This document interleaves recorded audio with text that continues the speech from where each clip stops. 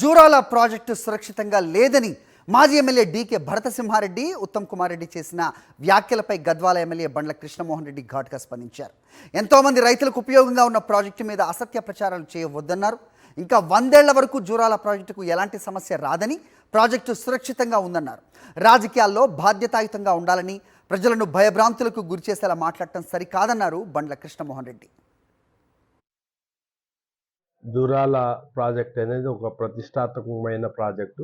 తెలంగాణ రాష్ట్రంలో మొట్టమొదటిగా గద్వాల నియోజకవర్గం మీదే కర్ణాటక వెళ్ళి మొట్టమొదటి ప్రాజెక్టు.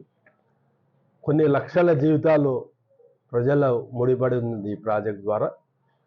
ఈ ప్రాజెక్టు ఏ సమస్య వచ్చినా ఉమ్మడి జిల్లా అయితేమి, మళ్ళా కింద ఉన్న శ్రీశైలం అందరూ కూడా చాలా మటుకి మన ఉమ్మడి జిల్లాకు పెద్ద ఎత్తున నష్టం జరిగేది. ఏ మాత్రం పొరపాటు జరిగినా, ఏ మాత్రం నష్టం అయినా ఉమ్మడి జిల్లాకు లిఫ్ట్లన్నీ పోతాయి. కొన్ని వేల ఎకరాలు, లక్షల ఎకరాలు నిరుపయోగమై, మళ్ళా గతంలో ఏ విధంగా కరువు కాటకాలకు నిలయమైన ఈ ప్రాంతం మరొకసారి అవుతుంది. అటువంటి ప్రతిష్టాత్మకమైన ప్రాజెక్టు మీద అపోహలు సృష్టించొద్దండి.